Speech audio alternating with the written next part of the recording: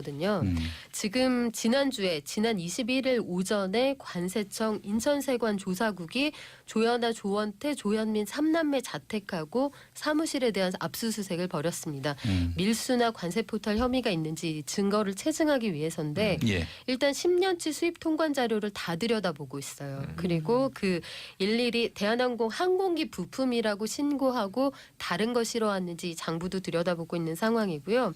그런데 이 와중에 이제 직원들의 뭐 내부 고발이 빗발치고 있는 상황이잖아요. 예. 단톡방에 지금 500명이 넘는 직원들이 날마다 제보를 하고 있다고 하는데 그동안 쌓아둔 도덕적 자본이 참 없구나. 예. 돈은 많은데 도덕 자본은 참 없는 집안이었구나 이런 생각이 들기도 하고. 아, 뭐 1000명이 넘었다는 얘기도 있어요. 그러니까요. 예, 또 예. 이 900명 뜨거운 예. 성원 속에서 아마 속속 밝혀질 것들이 있을 것으로 보이고요. 카드로 구매한 물품하고 세관 신고 내역이 맞는지 이걸 좀 대조하는 작업을 하고 있어요. 그런데 뭐 이건 제가 지난주에도 드렸던 말씀입니다만 본인들 돈으로 사지 않았을 가능성이 크다고 봐요. 저는 현지 법인의 예산이거나 현지 직원의 카드를 사용했다면 아마 여기에 드러나지 않을 것이고요. 실제로 이 관세포탈 혐의를 밝혀내는 게 만만치가 않을 거예요. 현지에서 사서 들여왔다. 그 증거가 있어야 되거든요. 그렇죠. 그러니까 구매 내역은 있다고 해도 신고 안 하고 또 국내로 그걸 들여왔느냐 이걸 세관이 밝혀내야 되는데 이게 아마 쉽지는 않을 겁니다. 다만 지금 이제 관세청장이 검찰 출신이기도 하고 이 관세청 안에 조직을 보호해야 되는 논리로부터 조금 자유로운 사람이잖아요. 그러니까 그동안 그 심사도 없이 드나들었다 이런 것에서 관세청이 좀 협조한 것 아니냐는 의혹이 있잖아요. 이런 것들을 밝혀내는 과정에서는 아마 투명성이 어느 정도 보장이 되지 않을까 그런 생각이 듭니다만 저는 예, 예. 드러날 수 네. 있는 게 네. 모든 물건을 다 밝혀낼 수는 없지만 제보에 의하면 네. 보도된 제보에 네. 의하면 150kg짜리 뭐 가구류가 AC 파트라고 해서 항공기 부품으로 둔갑해서 세금 네. 제로, 부가세 제로로 통과됐다는 설이 있단 말이에요. 네. 예, 예. 이게 확인되면 이런 물건은 감추기가 쉽지 않죠. 네. 집안에 놓여 있는 물건, 이게 자잘한 근데 명품은 그 다 저 포착하게 뭐 압수수색해서 갖고 나오는 박스가 너무 소량이더라. 압수수색이 아마 해서 압수할 만한 것들이 많지 않았을 거라고 저는 처음부터 예상했던 게 네. 그 집에 있는 무엇인들 유명 브랜드가 아니겠어요. 그렇죠. 그렇지 않겠어요? 그렇죠. 그러면 대체 어디서부터 어디까지를 압수해야 되는지조차 답이 안 특정하기 나왔을 어렵겠죠. 것이고 그래서 오늘 아침 나온 보도를 보니까 동영상을 촬영을 했더라고요. 네. 혹시 우리가 모르는 굉장히 놓친 게 비싼 무엇 아니면 우리가 모르는 브랜드의 무엇이 놓친 게 있을까 봐 동영상을 촬영했다는 얘기가 나왔고 이 와중에 또 새삼 불거지는 게 관세포탈 또 이면에 진짜 갑질은 일감 몰아주기다. 이거 지금 대법원에서 심리하고 있거든요. 그 전에 예. 우선은 이 부분은 짚고 넘어가야 되는데 아니 밀수를 안 할 것이라는 믿음이 있기 때문에 대한항공에다가 국적항공 맡긴 거 아닙니까? 당연히. 아니 네. 그런데 이런 예. 국가의 신뢰를 밀수로 이렇게 뒤통수를 칩니까? 말도 안 되는 얘기죠. 이거 그러니까요. 승무원들이 만약에 개인적으로 물품을 사서 가방에 숨겨가지고 들어온다. 이거는 항공사 규정의 해고 사유예요. 맞아요. 해고 사유. 이거 해고 사유가 되고 감옥까지 않아요? 당연히 처벌도 받습니다. 예. 법적 그런데 처벌도 이걸 받죠. 사측에서 오너 일가가 사원들을 동원해서 했다. 이거는 정말 상상도 할 수 그렇죠. 없는 일이에요. 아 그러면 네. 이건 뭐 사실은 진짜 조양호 씨 일가가 조씨 대한항공 일가가 손 놔야죠. 그럼요. 그러니까 이게 저는 이제 딸 조현민 둘 잘릴 전 문제가 전무의 이 휴대폰이 압수수색돼서 지금 분석하고 있잖아요. 이 안에서 뭐 여러 가지 그 갑질 의혹에 대해서 뭐 법조적인 이야기를 주고받았거나 내부 직원들을 입단속하거나 이런 정황이 나오면 예. 이건 2차, 3차 갑질로 되는데 이런 데 안에서 메신저에서 아까 말씀하신 대로 지난번에 사온 물건에 대한 대금을 뭐 당신 카드로 결제했으면 내가 현금으로 쏴주겠다든가 이런 정황이 포착될 가능성도 이제 지금 있는 거거든요. 지금 갑질도 사실은 경범죄라기에는 이 인격 살인이기 때문에 중죄지만 이게 국적기의 항공사의 오너 일가가 밀반입 밀수 혐의를 공공연히 상습적으로 했다면 정말 창피한 이거는 일이에요. 탐 크루즈가 최근에 주인공으로 나온 영화가 있는데 네. 과거에 남미와 중미를 날아다니면서 CIA의 소속기가 이 반군에게 마약 공급을 해요. 무기 지원을 하기 위해서. 레이건 때 벌어졌던 이제 대단한 정치 스캔들 사건을 이제 실화를 영화한 건데 예. 거기에 준하는 사건이죠. 아. 국적기가 밀수에 오너일가 근데 밀수에 저는 동원됐다. 그래서 이제 그 관세청 얘기도 했는데 국토교통부도 마찬가지예요. 마찬가지죠. 그러니까 뭐냐면 그동안 대한항공을 비호하던 관료 집단이 있습니다. 아. 그러니까 지금 제일 중요한 거 촛불혁명 때 우리가 나라를 바꾸자고 했었던 거 아니겠어요? 지금 남은 게 저는 정당개혁, 관료개혁이라고 생각해요. 이 관료를 바꾸지 않으면 안 되는데 지금 보면 그 진에어 등기이사 문제도 네. 그렇고 지금 관세청이 저는 몰랐을 리 없다고 생각해요. 관세청이 이렇게 대한항공 조씨 일가가 이런 밀수를 했다는 사실을 몰랐을까요? 합리적인 의심을 해볼 수 있는 대목이죠. 그렇죠. 그러니까 단언하기는 어렵지만 관료 조직 아니면 중간에 이 규제권을 가지고 있는 사람들이 그 수많은 사람들이 하나도 몰랐을까? 그리고 그러니까요. 그걸 봐주는 대가로 얻은 이득은 없었을까? 이건 합리적으로 한번 우리가 의심해 볼 수 있는 대목이고 지금 관세청이나 국토교통부는 여기에 대한 답을 내놔야 합니다. 그렇죠. 그리고 이 등기이사 문제도 이게 그 3번이나 지적할 수 있었는데 지적을 안 하고 맞아요. 있는 걸 김현미 장관이 그걸 이번에 본 거예요. 그래서 지난해에. 그래서 진에어 문제를 이번에 보고 아니 이거 왜 이렇게 문제 제기할 수 있었는데 안 했어요? 근데 아무도 얘기들 안 했다는 거예요. 그래서 장관이 얘기할 때까지 얘기하지 않는 관료 집단 이거 그대로 정말 개혁 대상이거든요. 직무유기죠. 그렇죠. 예. 이 개혁 대상을 해결하는 것이 저는 촛불의 과제라고 생각합니다. 아 그래요. 관세청의 그 청장으로 검사 출신인 분이 네, 가지고 그렇죠. 김영문 청장. 압수수색을 했는데 야, 이 사상 관세청에서 처음이에요. 관세청에서 압수수색도 한 줄 몰랐어요. 근데 관세청이라는 조직이 너무 낯설어요. 워낙에 예, 네. 맞아요. 베일에 가려져서 왜 그래서 그런 말도 있잖아요. 관세청 창살은 쌍창살. 아니, 그리고 관세청이 일반 네. 국민들에게는 얼마나 호되게 다룹니까? 그러니까요. 얼마나 무서워 무섭게 해요. 보이시죠? 얼마나 무서워요. 사실 공항에서 그 불친절하다는 네. 민원들 그리고 무서운 이 세관 이거 국민들은 벌벌 떠는데 이렇게 아유, 하면 안 되죠. 망고 하나 잘못 갖고 왔다가 가방에서 걸렸다가 네. 아니 또 미국 같은 난리 쪽에서는 나잖아요. 이 예. 음식물은 입국도 안 되잖아요. 그러니까요. 미숫가루 타가지고 갔다가 아이고 입국 안 되고 있는 그러니까. 집에서 뭐 아동복에 소세지가 왜 체리까지 그렇게 그냥 돈 주고 국내에서 할 수 있잖아요. 그래서 저도 사실은 네, 이제 뭐 정말. 외국 나가면은 뭐 저희 현지 특산물 사와라 그러는데 이 저 웬만한 세관 건 가져올 수가 통과가 있어요. 어려워요. 피곤해서 네. 그냥 저 너무 항상 특산물. 가져가는 게 그 음. 현지 특산물로 뉴욕 타임스, 워싱턴 포스트 뭐 이런 걸로. 예. 그게 뭐죠? 아이고. 먹는 건가요? 아유 정말 그 돈도 있는 집에서 네. 그러니까 돈과 품위가 공존하기 어렵다면 이 돈이 있으면 상식 정도는 지킬 수 있잖아요. 그런데 그러니까요. 품위까지는 바라지 않아도 법과 제도 아래 있어야죠.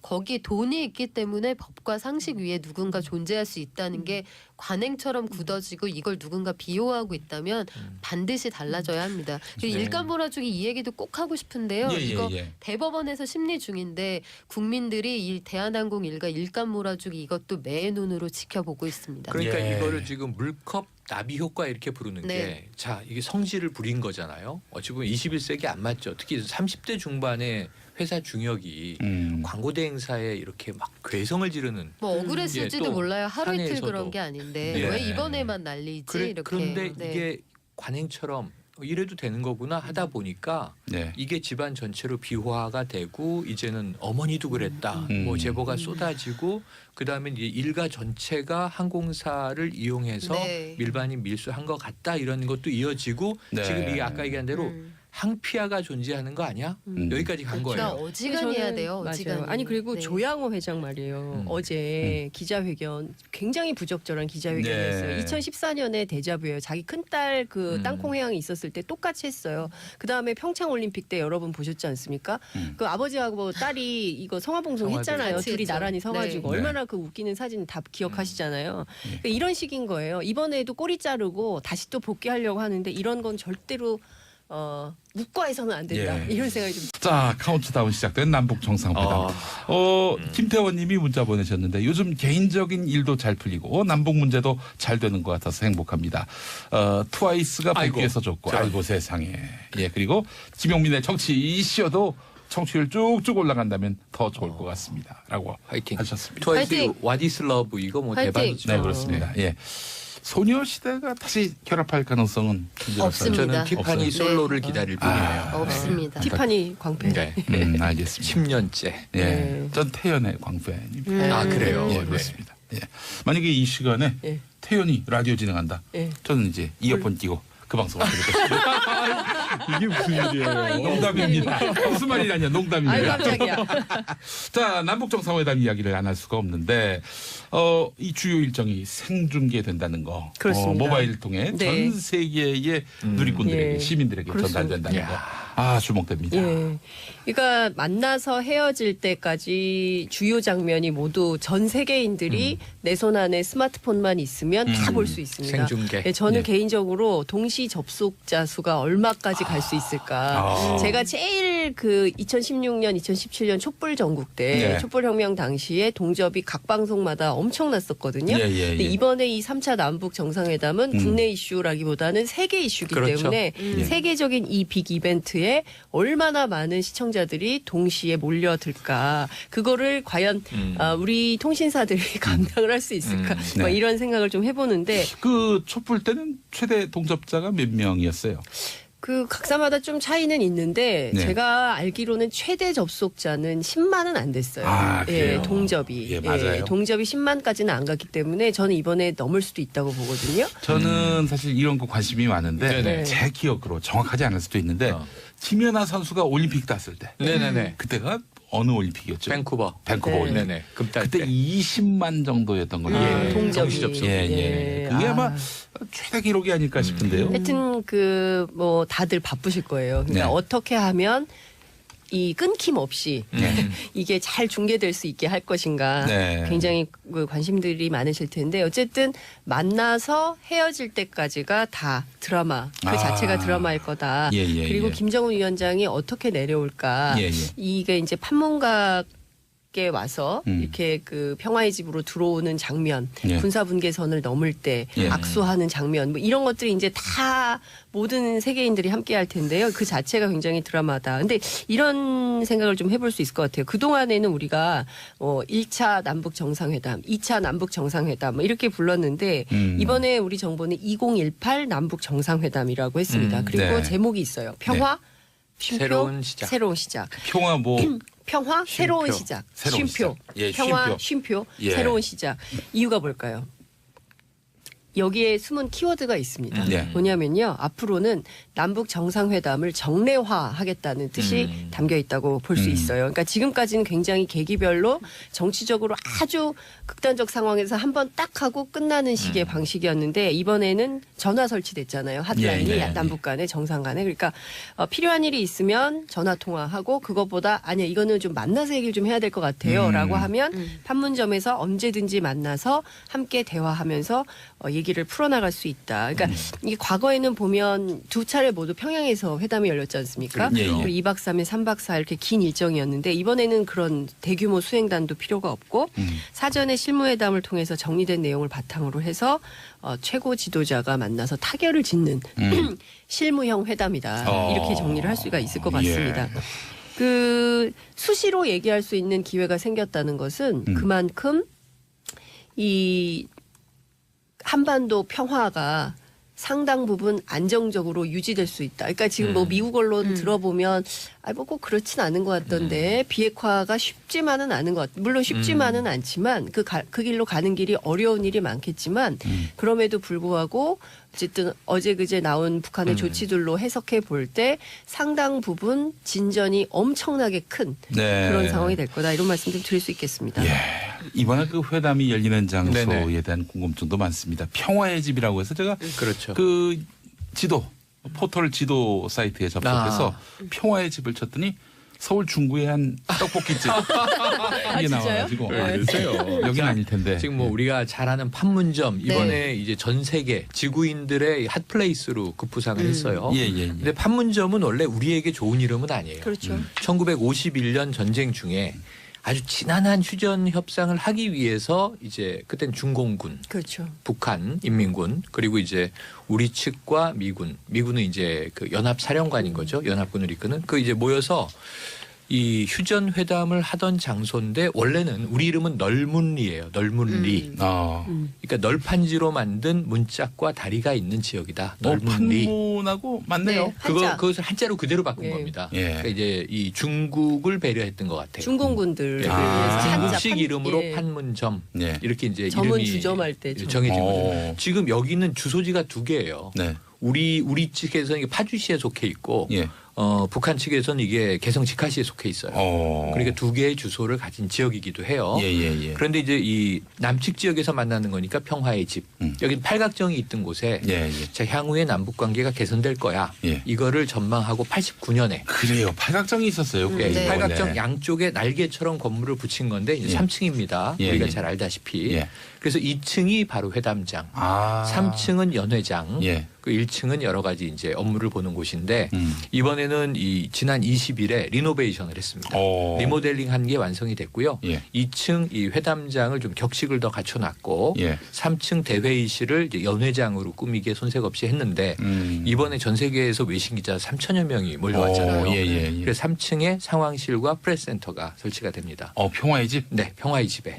아니 그 뭐 저쪽 일산 쪽에 예, 킨텍스에 있는데요. 거기에 킨텍스의 대형으로 있고 예. 현장에 또 풀기자들이 들어가 있잖아요. 생존 생존 풀기자가 뭐냐면 이제 판문점이 이렇게 크지 않기 때문에 그리고 예. 이제 사실은 상당히 보안이 유지돼야 되는 그렇죠. 구역이고 예. 그 기자들이 다 갈 수가 없어요. 그러니까 한국 기자들이 아마 가야 된다 주로? 그러면 10,000명이 넘는 기자들이 갈 그렇죠. 거예요. 그렇죠. 한국 기자만. 우리 기자만. 네, 예. 대한민국 기자들 정말 취재 열심히 하거든요. 그렇습니다. 그래서 아마 풀단 앞서 말씀해주신 대로 몇몇을 이제 청와대 기자만 가요. 네. 그러니까 그 다른 뭐 외교부, 통일부 기자들 다 못 가고요. 청와대 출입 기자들 그리고 예. 아마 이제 다 각사마다 외신 기자들이 올 텐데 네. 외신 기자 클럽에서 짜서 그래서 소수의 기자만 갈 수 있어요. 현장 속보를 예. 이제 평화의 집에서 그렇죠. 전하고 말씀하신 대로 이제 전체 기자단의 프레스센터는 킨텍스 네. 예. 그리고 이제 나머지 다 분포가 돼 있을 텐데 예. 자 그래서 이제 이번에 주목받고 있는 평화의 집은 굉장히 의미 있는 상징적 장소로 예. 남북 평화의 장소 뜰 것 같고 예. 사실 이게 전 세계 지구인이 다 볼 수밖에 없는 게 지구상의 유일한 분단 국가, 지구상 유일의 냉전 국가. 뭐 신냉전 얘기도 있습니다만 지금 예. 구냉전의 네, 상징이 이 한반도가 돼 있는 것이 이번에 해소되는 것이냐? 예. 그럼 이제 지구적 선언이라고 봐도 무방하고요. 아이고. 그래서 이제 판문점이 이제 여러 가지 역사적인 이제 네. 이 히스토리들이 지금 재환기되고 있습니다. 예. 북쪽은 여기에 대응을 해서 통일각과 예. 또 하나 판문각 예. 이렇게 두 가지가 건물이 존재하고 있죠.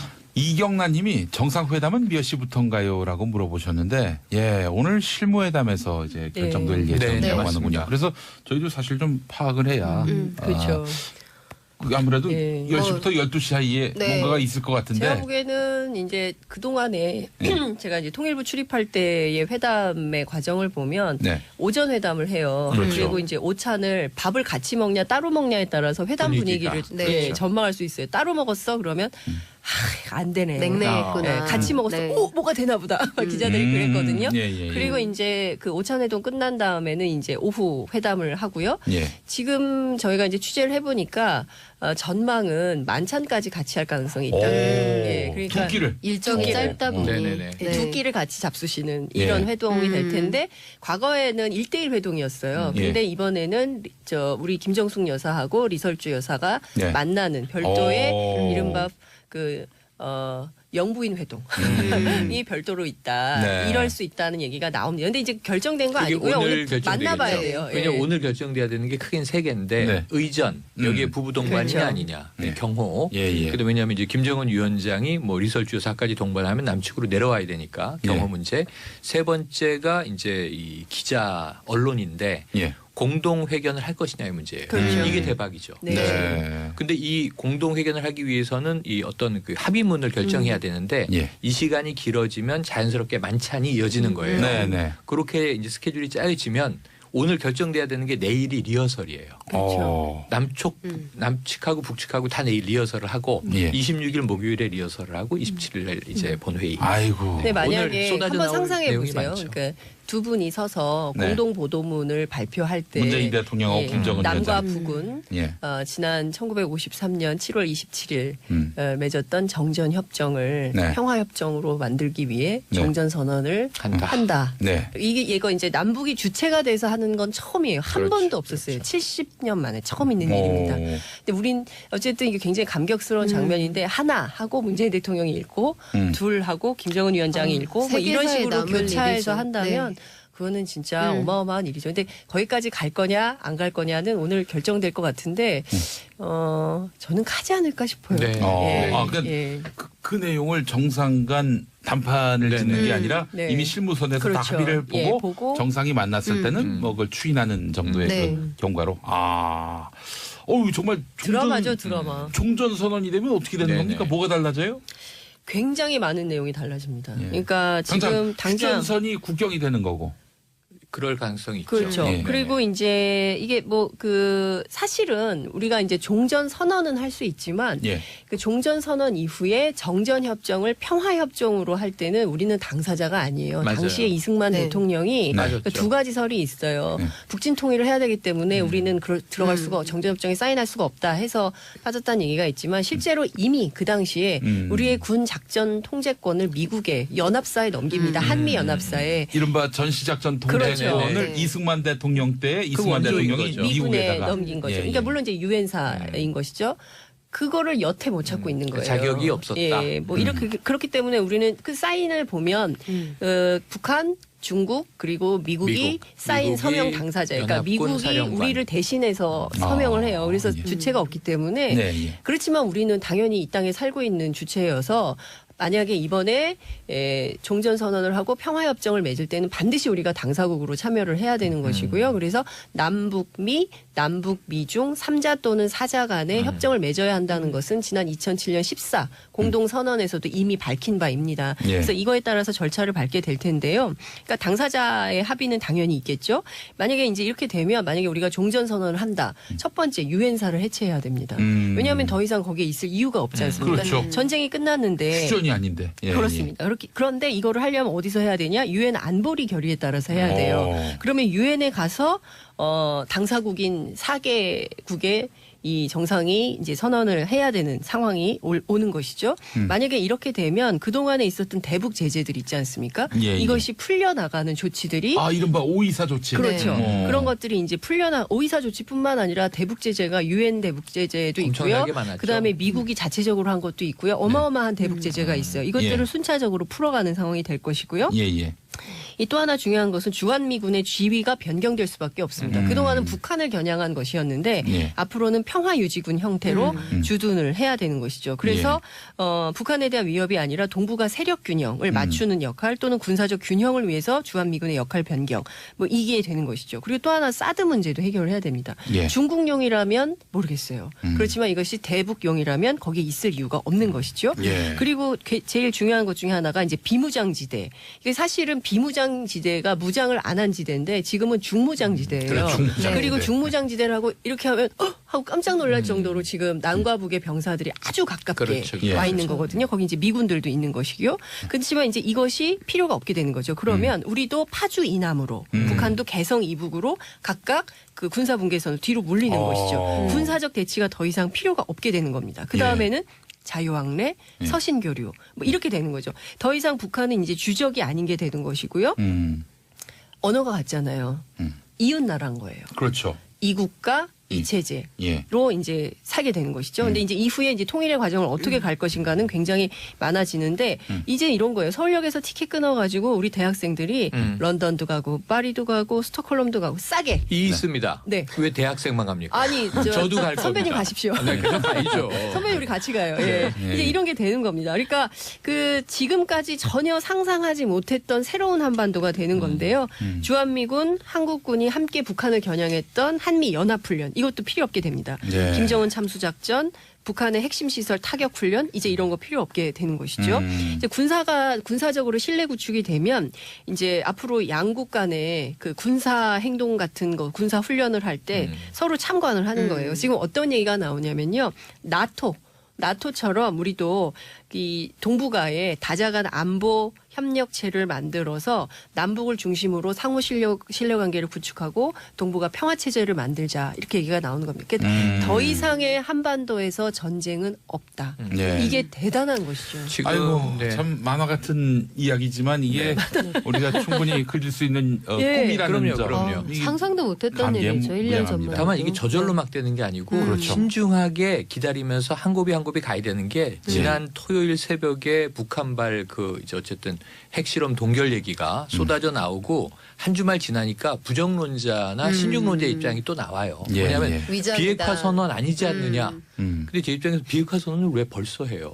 그렇죠. 이 협상 테이블에 올라와서 그게 이제 출구인데. 트럼프 대통령을 만나든가 네. 문재인 대통령을 만나서 조금씩 논의하다가 결국은 김정은 위원장이 경우의 수가 없이 네. 경제 성장에 총력하겠다고 했으니까 예. 순서대로 갈 텐데 너무 비관 안 하셔도 될 것 같아요. 예를 들면 지금 네. 이게 핵을 보유한 국가로서 핵 군축 협상할 것 아니냐. 예. 그러면은 김정은 위원장이 얻을 게 없죠, 북한 측이. 그래서 비핵화 수순은 가는데 다만 사드 배치 오늘 아침에 또 이제 시끄러운 네. 일이 있었거든요. 예. 다만 하루 아침에 되는 게 아니고 맞습니다. 장 기자님 말씀이 몇 달, 몇 년 네. 차근차근 갈 것이다. 차근차근. 하지만 실현해야 되는 일이죠. 아 윤대선님이요. 전 고등학생 아들을 두는 사람인데 군대 보낼 것이 걱정이었는데 이제 어느 정도 안심이 됩니다. 아, 뭐 휴전 상태에서 네, 네. 그 자녀를 한결 보내보낸다면은 낫죠. 네. 이거 굉장히 그렇죠. 어머니 아버지 시름이 크죠. 그럼요. 근데 이제 뭐 종전이 돼가지고 나라를 지키는 그런 어떤 차원에서 네. 자녀를 보내보낸다면 징병제도 뭐 달라지지 않겠어요? 그럼요. 그럼요. 점차 모병제로 갈 수도 있죠. 그렇죠. 단기적으로 보면. 근데 이게 아마 하루아침이 되진 않고 그렇죠. 과거 예. 독일처럼 예. 작은 걸음의 정치가 되겠죠. 예, 네. 이거 뭐 저희가 너무 네. 좋은 이야기만 했는데 네. 갈 길이 구말립니다. 갈 길이 그럼요. 그만해요. 네. 할 일이 많아요. 그리고 여기 이 말씀이 많네요. 방계화님이 최영일 평론가님 기차 타지 말고 바이크 타고 가세요 그랬는데 저 할리 타고 한번 갈 겁니다. 네. 신의주까지 가보려고. 아니 근데 제가 드리고 싶은 말씀이 있어요. 너무 우울한 전망이 많아지고 있어요. 예, 너무 국내 우울한 언론에. 전망이 많아요. 근데 꼭 그렇지만은 않다. 그러니까 지금 이제 특히 미국 언론이 이게 되겠어? 그러니까 굉장히 부정적인 현실이 너무 드라마 같으니까. 다 막 그거 그런 아니야? 얘기를 굉장히 많이 하는데 어쨌든 남북이 주도적으로 이런 상황을 만든 게 처음이에요. 예. 그리고 과거는 비핵화가 입구였어요. 그런데 지금은 비핵화가 출구고 과거에는 저 출구가 평화 체제였지만 지금은 입구가 평화 체제인 거예요. 순서가 완전히 바뀌었기 그럼요. 때문에 우리가 굉장히 이게 되겠어라는 생각을 했는데 옛날에는 차관보들이 했거든요. 크리스토퍼 힐 그때 했던 사람들이 지금 이거 안 된다. 안 된다고 얘기해요. 이렇게 전 얘기를 해요. 차관. 그러나 지금은 최고 지도자 일종의 6인. 그러니까 이를테면 폼페이오 그다음에 김영철 그리고 우리는 서훈 그리고 문재인 대통령 그다음에 누굽니까 트럼프 그리고 김정은 위원장 이렇게 육자가 최고 위층에서 움직이는 것이기 때문에 이것은 실패하면 안 되는 운명인 거예요. 네. 맞아요. 예. 르본 무니칸 목사가 했던 말 중에 통일은 다 됐어. 통일은 다 됐어. 이게 89년인가 아니요 95년에 하셨던 95년에 말씀. 네네. 네. 1995년에 세상을 떠난 이유 아니요 1995년 통일은 됐어 이렇게 아, 말씀하셨어요. 그리고- 그러니까 미리 얘기하신 거죠. 예. 옛날에. 그리고 이제 예, 돌아가신 세상을 떠났죠. 네. 예. 아 제가 착오가 있었습니다. 자 그래요. 평양 가서 치맥하자 김미숙님 이러셨고요. 평양 가서 냉면 먹어야죠. 예. 냉면도 먹고 옥류관 한번 치맥도 가셔야죠. 가져가고 네. 옥류관은 꼭 가야죠. 네. 두 그릇 먹어야 됩니다. 예. 심기부님은 설렌다고 하셨는데요. 예. 금요일이 벌써 기대됩니다.